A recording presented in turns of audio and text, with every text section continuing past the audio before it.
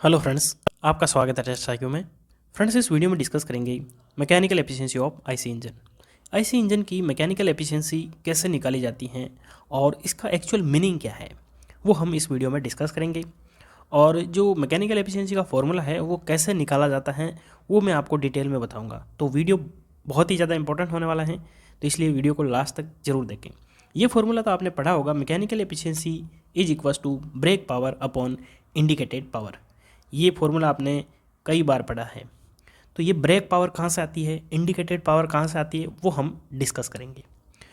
तो आप सभी को पता है, जब इंजन वर्क करता है तो हीट इनपुट कहाँ से होती है, जब स्पार्क जनरेट होता है।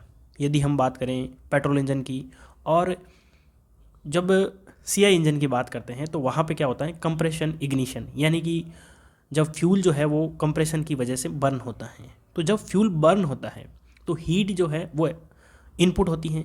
तो वो जो हीट होती हैं वो सबसे पहले कहाँ लगती है, वो लगती हैं पिस्टन के ऊपर। तो जहाँ पे आपको डायग्राम दिख रहा होगा, ये आपका पिस्टन है और ये पिस्टन का जो टॉप एरिया है, यहाँ पे जो है हीट इनपुट होगी, यानी कि जो हमारा बर्निंग होगी, फ्यूल की कंबशन होगा, वो यहाँ पे होगा। तो यहाँ पे कुल मिला के जो है वर्क प्रोड्यूस होगा। तो यहाँ पे ये जो प्रेशर लगेगा और प्रेशर की वजह से वॉल्यूम चेंज होगा। तो आप सभी को पता है वर्क डन क्या होता है। यदि मैं बात करूँ वर्क डन, तो वर्क डन होता है PdV, यानी कि प्रेशर और जो वॉल्यूम होता है उसका मल्टीप्लिकेशन ही वर्क डन होता है। तो जो हीट की वजह से वर्क प्रोड्यूस होगा, यानी कि प्रेशर और वॉल्यूम की वजह से वर्क प्रोड्यूस होगा। तो ये चीज़ आपको समझ में आ गई। अब यदि हम बात करते हैं PV डायग्राम की, तो PV डायग्राम का जो एरिया होता है वो क्या रिप्रेजेंट करता है, वर्क डन को। तो यदि मैं बात करूं ऑटो साइकिल की तो और डीजल की, किसी भी साइकिल की अपन बात करते हैं तो वहाँ पे PV डायग्राम का एरिया क्या रिप्रेजेंट करता है, वर्क डन को। तो जो वो PV डायग्राम का जो एरिया होता है उसी को हम क्या बोलते हैं, इंडिकेटर डायग्राम। तो PV डायग्राम जो होता है, PV डायग्राम, उसी को हम बोलते हैं इंडिकेटेड डायग्राम, इंडिकेटर डायग्राम। यानी कि ये थ्योरेटिकल बात हो गई, क्योंकि हीट इनपुट कितनी हो रही है, वो हो रही है हमारी हीट एक्चुअल फ्यूल की वजह से, बर्न की वजह से।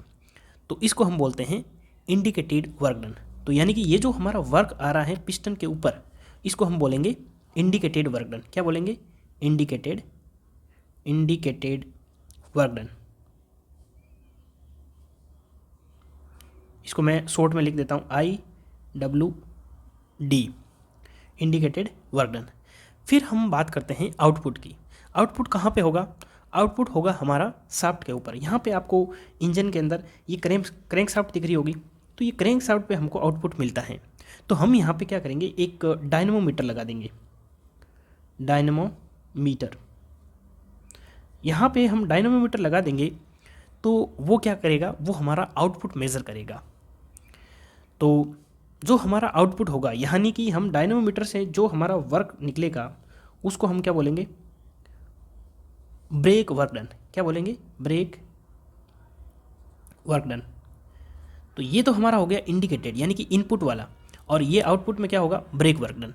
तो इन दोनों का जो रेशियो होता है उसी को हम क्या बोलते हैं, मैकेनिकल एफिशिएंसी। तो यहाँ पे आपको एक्चुअल मीनिंग पता चला होगा कि मैकेनिकल एफिशिएंसी जो होती है उसका एक्चुअल मीनिंग क्या होता है। तो अब हम डिस्कस कर लेते हैं फॉर्मूला को। कंसेप्ट आपको यहाँ पे समझ में आ ही गया है कि आपका इंडिकेटेड वर्क डन क्या होता है और ब्रेक वर्क डन क्या होता है। तो इंडिकेटेड वर्क डन हमारा इनपुट होता है और आउटपुट जो होता है वो ब्रेक वर्क डन होता है। तो यहाँ पे मैं बात करूँ मैकेनिकल एफिशिएंसी की, ये हो जाएगी आपकी brake work done to the indicated work done. यहाँ पे आपको समझ में आ गया। पिछले वीडियो में मैंने आपको एक चीज़ बताई थी, अभी रिसेंटली मैंने वीडियो अपलोड किया है, तो उसमें मैंने आपको मीन इफेक्टिव प्रेशर बताया था। तो मीन इफेक्टिव प्रेशर का फॉर्मूला क्या होता है, तो वर्क डन बराबर क्या होता है, mean effective pressure into swept volume. ये फॉर्मूला आपने देखा है। तो यदि आपने वो वीडियो नहीं देखा है तो उसको वीडियो को ज़रूर देख लेना, क्योंकि आपको उसमें ये समझ में आएगा कि मीन इफेक्टिव प्रेशर क्या होता है। तो मैं यहाँ पे ब्रेक वर्क डन को क्या लिख सकता हूँ, brake mean effective pressure into swept volume upon indicated work done है, तो यहाँ पे क्या आ जाएगा, indicated mean effective pressure into swept volume. तो यहाँ पे जो वॉल्यूम है वो सेम है।